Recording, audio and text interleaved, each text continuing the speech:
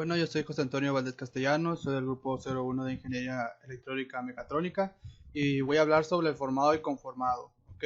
Tenemos una breve introducción que nos habla un poquito de las características que tiene el metal y que habla sobre su elasticidad y plasticidad.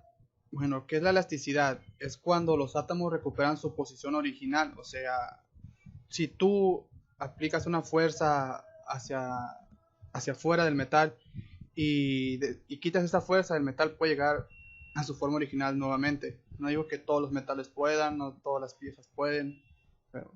Y tenemos la plástica, que es cuando el material no recupera su forma original.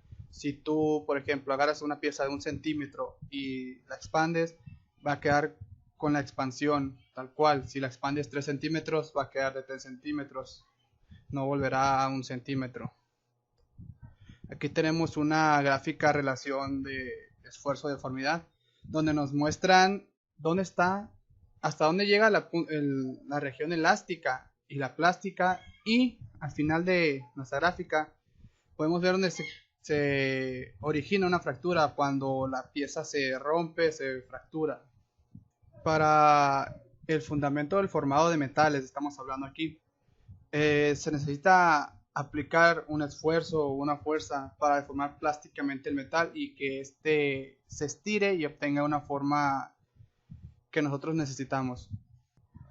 Para poder llegar a un deformado o formado de los metales, necesitamos una herramienta que usualmente es un dado para formar metales, el cual aplica un esfuerzo que excede la resistencia en la influencia del metal. Por tanto, el metal se deforma para tornar la forma determinada de la geometría del dado que queramos, ¿no? Aquí podemos ver los tipos de deformación.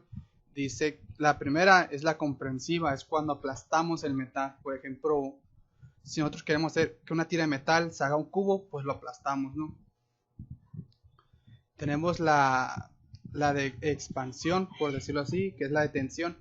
Es cuando hacemos que el metal pequeño, por ejemplo un cubo, lo jalemos horizontalmente y este toma una forma de una especie de regla, por así decirlo, una tubería grande, una barra. Luego tenemos el de comprensión. Los dos anteriores se aplican aquí en este. Es cuando aplastamos el metal y también lo estiramos al mismo tiempo para obtener un diámetro determinado de nuestra pieza a formar. Y luego tenemos el formado por doblez, que aquí yo creo que aplica más para tuberías, si queremos hacer una tubería nosotros. Y está el formado por separación, que hace que el metal prácticamente haga este movimiento y separe el metal en dos. Aquí vemos algunas prensas que se utilizan para el formado de metales, algunas máquinas, vaya. Aquí tenemos unas cortadoras que se encargan, pues, si ya tienes una determinada longitud del material, pues ya nada más cortas ese pedazo y lo pasas, ¿no? Aquí tenemos algunas dobladoras, como dijimos ahorita que doblamos el metal, esto se utiliza también. Aquí vemos algunas propiedades para hacer un formado de metal. Esas propiedades son dos las que tenemos aquí. Una es la baja resistencia a la influencia y la alta ductilidad. Estas propiedades se originan a causa de la temperatura. La temperatura entre más aumenta nos va a dar esas características. La ductilidad se incrementa y la resistencia a la influencia se reduce cuando aumenta la temperatura de trabajo.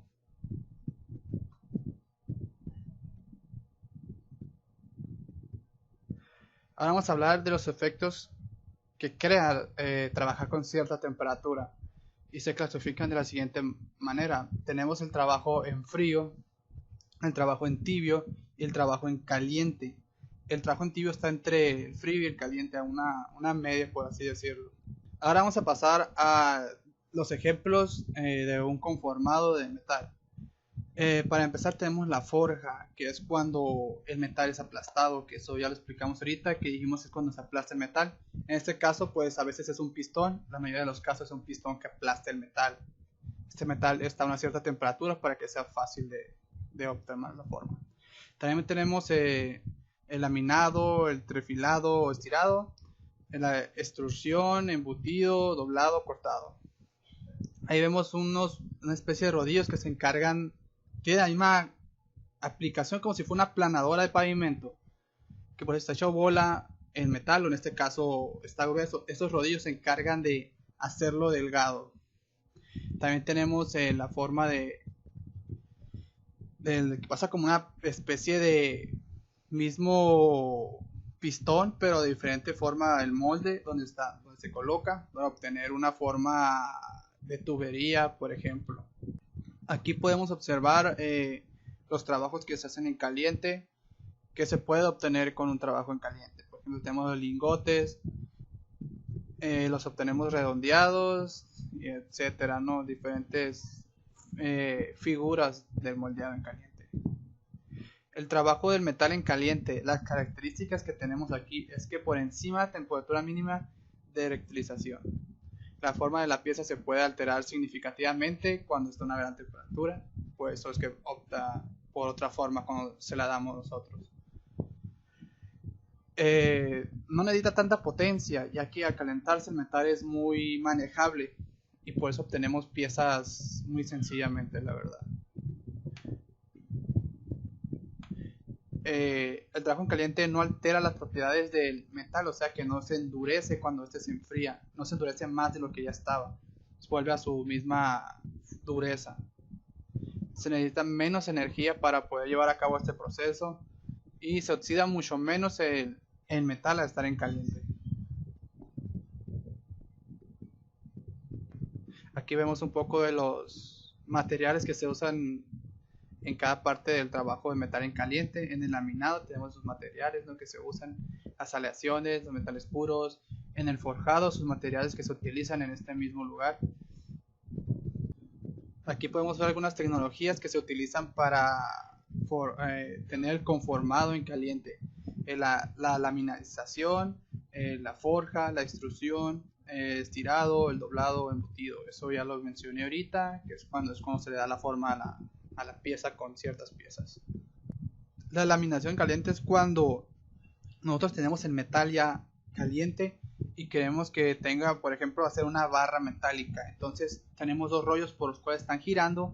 El metal caliente se introduce y opta por la forma en la que está pasando, adquiere esa forma.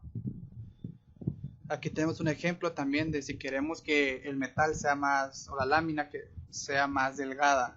Aquí lo está aplastando los rodillos estos y se obtiene una pieza más delgada.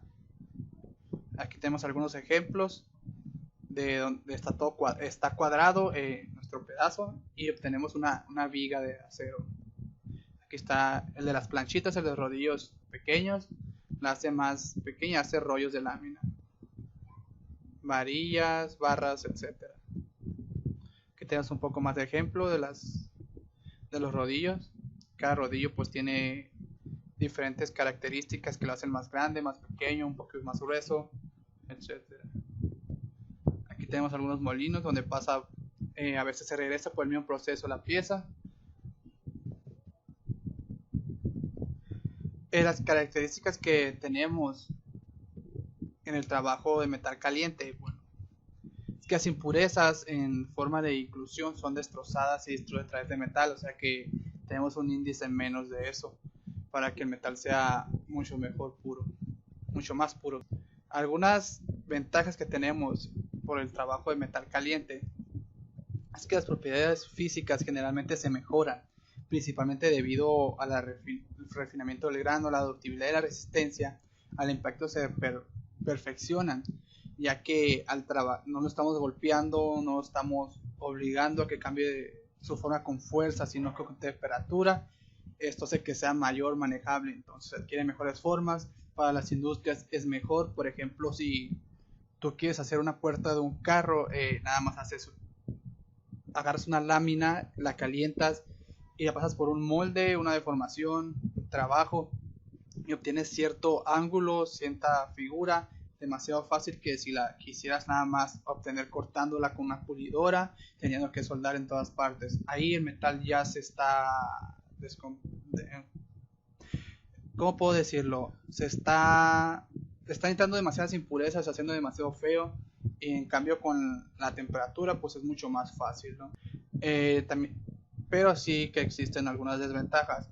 Debido a la alta temperatura del metal existe una rápida oxidación o esquemado de la superficie con acompañamiento de un pobre acabado superficial. Esto pues se puede arreglar agregándole otros aditamientos, pero ya esto entra en otro tema. También se pueden reparar visualmente. Yo creo que se puede pulir con algo especial para que, además de que la superficie que está como oxidada o algo así, se pueda quitar fácilmente. Pero pues por mi parte es todo. Creo que ya he abarcado todo el tema que se nos dio de tarea para este video. Y pues sin nada más que decir, buenas noches y un saludo, profe.